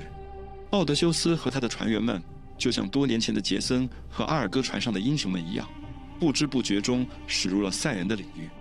这些美丽而致命的生物以他们的歌声诱惑着航海者，将他们引向一个个悲惨的结局。奥德修斯在卡尔克的提醒下，提前做好了准备。他只是船员们用蜂蜡封闭耳朵，以免被赛人的歌声迷惑。但他自己渴望成为唯一听过赛人歌声而生还的人，选择不封闭耳朵，而是让船员将他紧紧绑在桅杆上。当船只慢慢接近赛人的岛屿，那诱人的歌声越来越清晰。奥德修斯开始挣扎，那歌声如同无形的魔力，紧紧缠绕着他的心灵。他不断地恳求船员释放他，但船员们的耳朵已被蜂蜡封住，对他的请求充耳不闻。奥德修斯，这位智慧与勇气的化身，终于挣脱了紧绷的绳索，成为历史上第一个聆听赛人歌声而幸存的英雄。然而，他所不知道的是，这些海中女妖的命运与他们的歌声紧密相连。一旦有凡人听过他们的歌而未丧命，赛人们就会因违背宿命而化为泡沫。当奥德修斯的船只驶向远方，海面上响起了一阵悲伤的歌声，随即所有赛人纷纷投身海中，结束了他们悲剧的一生。黎明的曙光透过云层，照亮了奥德修斯前方的海域。他此刻正面临着一项艰巨的决策。卡尔克，那位神秘的女巫，曾用她的预言之语警告他即将面临的双重威胁。一条狭窄的海峡正等待着他，海峡两侧分别隐藏着两大恐怖。右侧是斯库拉，一个拥有6颗狰狞头颅的海洋巨兽；左侧则是卡利布迪斯，一个能将一切生物吞没的无底深渊。在遵循卡尔克的指引后，奥德修斯坚定地驶向斯库拉的巢穴。他深知这将牺牲6名勇士，但面对卡利布迪斯的威胁，他别无选择，很有可能全军覆没。船只贴近恐怖的悬崖，奥德修斯感到前所未有的沉重。6个恐怖的头颅突然从高空俯冲而下，瞬间夺去了6名船员的生命。他们的惨叫声在海面上回荡。然而，一场猛烈的风暴正酝酿中，他们没有时间悲伤，必须立即起航，前往下一站特里纳基亚堡。太阳神赫利俄斯的神圣牧场就在特里纳基亚岛上，传说中的神牛悠然自得地吃着草。先知忒瑞西阿斯曾严厉警告奥德修斯，触碰这些神圣生灵将带来不可挽回的灾难。奥德修斯对船员们下达了铁的命令，绝对不得伤害这些神牛。但是，命运的风暴不期而至，一场猛烈的暴风雨将他们困在了这座孤岛上。随着时间的流逝，食物逐渐减少，饥饿开始折磨着每一个人的意志。终于，在一个漆黑的夜晚，当奥德修斯沉沉入睡时，一些船员心怀不轨，偷偷地宰杀了神牛，将肉烤熟后，狼吞虎咽地享用了这禁忌的盛宴。破晓时分，奥德修斯从梦中惊醒，发现牛栏空无一物，他跪倒在地，绝望地摇头叹息，为自己手下的愚蠢行为而感到心如刀绞。这一切都预示着即将到来的灾难。在一阵狂风暴雨后，船员们违抗了禁令，终于迎来了平静。他们重新扬起了风帆，但他们的罪过没有被遗忘。太阳神赫利俄斯将他们杀害神圣牛只的行为告知了宙斯。宙斯怒不可遏，一道雷霆劈开了奥德修斯的船只，船身裂为两半，所有船员除了奥德修斯都沉入了海底。就如同命运所注定，波塞冬的诅咒成真，奥德修斯独自一人紧抓着残破的船板，在无垠的海洋上漂泊了9日9夜。到了第10天，他被海浪冲到了海之女神卡里普索的岛屿。在这里又有一段不得不说的故事。在卡里普索的孤岛上，奥德修斯遇见了泰坦神阿特拉斯的女儿，美丽的卡里普索。他对这位风采翩翩的英雄一见钟情，深情款款地向他提出永恒的陪伴，承诺以不朽的生命作为礼物。然而，奥德修斯的心系故土，他对妻子佩涅洛佩和儿子特勒马克斯的思念如潮水般汹涌，无法被任何诱惑所动摇。他的坚决拒绝触碰了卡里普索的自尊，愤怒的女神将他囚禁在岛上长达7载的岁月。在与女神同居的漫长日子里，奥德修斯饱受心灵的折磨。每当夜幕降临，他总会孤独地走向海岸，望着波涛汹涌的大海，泪水悄然滑落，心中只有一个愿望：重返爱妻和爱子的怀抱。在神圣的奥林匹斯山巅，雅典娜女神俯瞰着大海，她的心中充满了对奥德修斯的同情。她决定向宙斯求情，希望能让这位英雄结束他的流浪生涯。宙斯被他的诚意所打动，命令卡里普索放行。卡里普索只好无奈地答应了。他不仅给了奥德修斯木筏，还亲手准备了返航的补给。但就在奥德修斯即将看到家乡的地平线时，海神波塞冬发现了他的踪迹。波塞冬的怒气化作了风暴，巨浪如山，奥德修斯的木筏在汹涌的海浪中支离破碎。奥德修斯在死亡的边缘挣扎，他的求生意志和勇气让他奇迹般的存活下来，最终被冲刷到斯加利亚岛的岸边。他全身无力，像一具遗弃的雕像一样躺在沙滩上，任由潮水倾覆着他的伤痕。在远离人间的斯加利亚岛上，腓亚基人过着安逸的生活。他们的国王阿尔喀诺俄斯和王后阿瑞特受到了众人的敬爱。就在奥德修斯漂流到岛上的第2天，他们的女儿瑙西卡率领着一群侍女来到海滨，准备清洗衣物。不料，他们发现了一个赤裸的男子，正狼狈地站在沙滩上。他的侍女们惊慌失措，纷纷尖叫着逃散，只剩下瑙西卡。她在雅典娜的启示下，鼓起了勇气，走向了那个男子。他给他递上了一件衣服，然后引导他前往他的宫殿，向他的父母介绍了这位不速之客。在斯加利亚岛上，国王阿尔喀诺俄斯和王后阿瑞特热情地邀请了这位神秘的陌生人进入他们的宫殿，与他们共享晚宴。晚宴上，大诗人德莫多克斯将为他们献上一场精彩的表演。他那悠扬的歌声和对神灵的赞美之词，令人如痴如醉。夜色渐浓，国王对这位陌生人的身份产生了浓厚的兴趣，便询问他的名字和过往经历。然而，奥德修斯心怀忧虑，担心自己的真实身份会招致波塞冬的怒火，于是他巧妙地避开了国王的问题，转而讲述了自己在漫长旅途中所经历的种种奇幻与冒险。每一个故事都充满了惊奇和魅力，让在场的每一个人都听得目不转睛。随着宴会的结束，德莫多克斯开始弹奏他的竖琴，优美的旋律在空中飘荡，他歌颂着奥林匹斯山上的众神，他们的英勇事迹和传奇故事仿佛在夜空中飘荡，给这个美妙的夜晚画上了完美的句点。突然，诗人德莫多克斯的琴声忽然转折，开始吟唱特洛伊战争的英雄史诗。他赞颂了无畏的阿喀琉斯、威严的阿伽门农，以及那位以智慧著称、巧设特洛伊木马的奥德修斯。当德莫多克斯的歌声描绘出木马计的巧妙时，宾客们无不为之惊叹，赞赏奥德修斯的智慧如何攻破了坚固的城邦。然而，这位英雄的心中却涌起了对失去战友的哀思，悲伤如潮水般涌来。他紧紧抓住自己的斗篷，泪水在眼眶中打转。国王阿尔喀诺俄斯察觉到了这位陌生人的气声，心中充满了疑惑。他温和地追问这位神秘客人的真实身份，想要了解这位在歌声中流露出深深哀伤的人到底是谁。在德莫多克斯悠扬的琴音中，奥德修斯的心灵被牵引至往昔的记忆深处。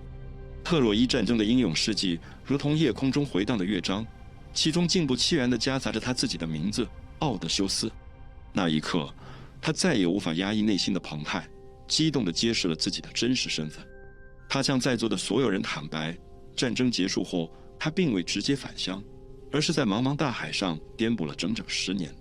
每一次尝试回家的旅程都以悲剧告终，他的声音中透露出岁月的沧桑和对家的深切渴望。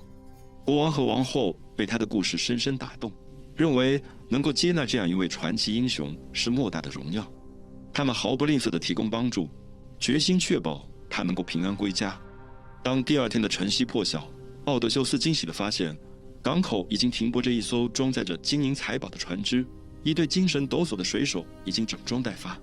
他们只等待着奥德修斯的一声令下，便能扬帆起航，踏上返乡的旅程。扬起风帆，奥德修斯向国王和王后告别，眼中闪烁着回家的决心。经过20年的漂泊，他终于踏上了伊萨卡的土地，内心充满了与家人团聚的渴望。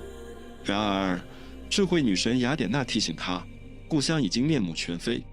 为了保护他，他施展魔法，将他变成了一名苍老的乞丐，这样他就可以在不被认出的情况下回到自己的家中。对于忠贞不渝、独自守候了20年的妻子佩涅洛佩来说，面对众多觊觎她美貌和财产的求婚者，再嫁似乎是她无法逃避的命运。在宫殿的深处，超过100名自命不凡的求婚者如同蚁群般聚集，他们肆无忌惮地挥霍着奥德修斯的财富，穿戴他的衣物，享受着他的酒宴。然而，在这混乱和放纵之中，佩涅洛佩的心却如同磐石般坚定，她的忠贞不渝，对丈夫归来的希望从未有丝毫动摇。为了抵御那些贪婪的求婚者，佩涅洛佩巧妙地构思了一个计策，成功地将他们耽搁了数年。她告诉他们，她正在为奥德修斯的父亲织制一件寿衣，只有在这件寿衣完成之后，她才会在众多追求者中挑选一位作为新的伴侣。但每当夜幕降临，当寿衣即将完成之际，她便会悄无声息地解开白天织就的部分。这场巧妙的欺骗游戏持续了3年，直到最后被识破，佩涅洛佩不得不面对一个艰难的决定。在伊萨卡岛的幽静角落，佩涅洛佩仍然猛然不知，她的爱人奥德修斯正悄悄地踏上归途。他首先拜访了忠心耿耿的老仆人欧莫鲁斯。欧莫鲁斯见到久违的国王，激动得热泪盈眶，他们紧紧相拥。欧莫鲁斯的手颤抖着奉上了陈年美酒和精心准备的佳肴，他发誓要忠诚地辅助奥德修斯夺回失去的王位。不久，又有一位重要的人物加入了他们的行列。奥德修斯的儿子，英俊的特勒马克斯，历经艰难的寻父之旅，终于回到了伊萨卡。他踏进宫殿，目光所及之处，看到欧莫鲁斯正与一位看似普通却带着王者气息的陌生老人共享晚餐。克勒马克斯身经数月的风霜早已饥肠辘辘，路途劳顿的他也不客气，他向老友欧莫鲁斯投去询问的目光，问老友可否也为他留个位置。可欧莫鲁斯深知眼前乞丐的真实身份，他是那位久经沙场、智勇双全的奥德修斯。为了让父子俩有一个难得的独处时刻，他悄无声息地退到一旁，偷偷前往通知佩涅洛佩，传达特勒马克斯归来的喜讯。在他离去的同时，智慧女神雅典娜展现了她的神力。只见一束光芒闪过，那位苍老的乞丐瞬间变回了昔日的英雄奥德修斯，他的眼中重燃了斗志，身姿再次挺拔。特勒马克斯目睹了这一奇迹，他的心中充满了震惊与不可思议。多年的等待与寻找，赖得在他心中逐渐模糊的父亲形象，如今竟真切地出现在他的面前。泪水不由自主地涌出，他的膝盖软了下来，紧紧拥抱着他的父亲，那个曾经在战场上威风凛凛，如今却带着温柔笑容的男人。他们的拥抱中融合了多年的思念与等待，喜悦之情溢于言表。然而，这份久别重逢的喜悦并不能持久，因为奥德修斯面临着更加紧迫的任务。宫殿内的求婚者们正肆无忌惮地侵扰着他的家园。奥德修斯知道，他必须立刻采取行动，结束这场无耻的闹剧。奥德修斯再次化身为乞丐，悄无声息地踏入了自己的宫殿。他的目光落在了佩涅洛佩举办的一场特殊泽夫比赛上。他向众求婚者宣布，谁若能用弓箭穿过一排12把斧头的柄眼，便能赢得他的芳心。这个挑战立刻点燃了所有求婚者的热情，他们急切地想要展示自己的武艺，但前提是比赛中必须使用奥德修斯留下的那把传说中的巨弓。这把弓不仅沉重异常，且只有奥德修斯才能驾驭。求婚者们轮番上阵，试图拉开这把弓，却连弓弦都挂不上。他们拼尽全力，弓身发出的哀鸣仿佛在嘲笑他们的徒劳。最终，没有一个人能让这把弓屈服。宫殿内，求婚者们满脸尴尬，他们的窘态引起了一阵哄笑，但这笑声未落便戛然而止。众人瞪大了眼睛，目睹了一幕令人难以置信的景象。那位看似不起眼的乞丐竟毫不费力地拉满了弓弦，他的目光如利箭般锐利，一箭射出，穿过12柄斧头的眼，精准至极，让在场的每一个人都惊呆了。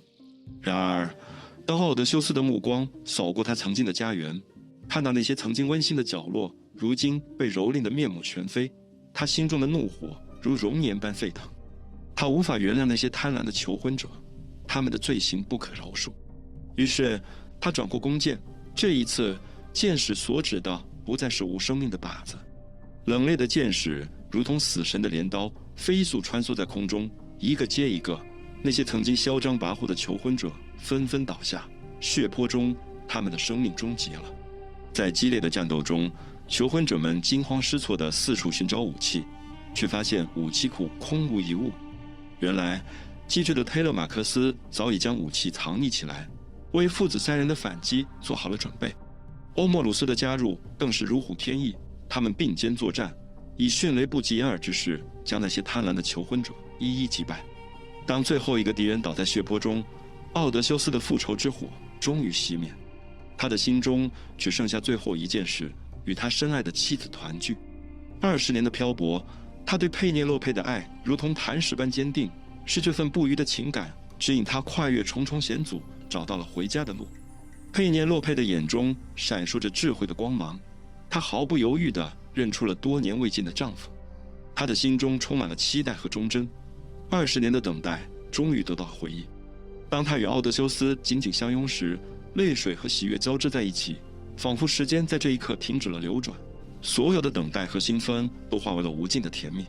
奥德修斯深深地吸了一口气，他的内心终于恢复了平静。然而，他的妻子佩涅洛佩还有一个问题挥之不去：这些漫长的岁月，你究竟经历了什么？他含着泪水，脸上浮现出一丝苦涩的微笑，轻声回答：“亲爱的，从何说起呢？”他的话语中充满了无尽的故事和深深的怀念。随着奥德修斯的归来，这个充满神话与英雄的时代也宣告结束。宙斯的计划终于得以实现，神界与人间被画上了明确的界限。奇异的野兽不再肆虐大地，半神英雄也不再与凡人同行。这些伟大英雄的传奇故事被荷马等伟大的诗人用诗歌吟唱，一代代传颂下去，成为永恒的神话和传说。在古老的神话中，宙斯曾试图用各种材料铸造人类，黄金、白银和青铜都曾被他尝试，但每一次都未能达到完美，甚至连他自己的后代也无法避免犯下错误。经过深思熟虑，宙斯决定创造最后一批人类，铁器时代的人类。这一时代的人们与以往的种族截然不同，他们必须直面世界的艰难险阻，衰老、贫穷、饥饿和战争将是他们不可避免的挑战。唯有通过不懈的劳动，他们才能确保生存。然而，正是在这样的挑战中，铁器时代的人类展现出了前所未有的坚韧和毅力。随着神明逐渐隐退于世界之外，他们终于真正掌握了自己的命运，开始按照自己的意愿去塑造和改变世界。他们不仅建立了城邦，还学会了书写，探索了浩瀚的世界。他们以哲学、艺术和音乐为媒介，释放了无尽的创造力。他们发明了印刷术，揭示了万有引力的奥秘，利用蒸汽之力推动工业发展，从光能中提取了文明的生命力。随着时间的推移，铁器时代的人类凭借其卓越的智慧，终将攀登至苍穹之巅。在那短暂宝贵的时刻，他们将俯瞰自己的故乡，如同众神俯视人间，见证自己文明的辉煌成就。最后，感谢大家的耐心观看。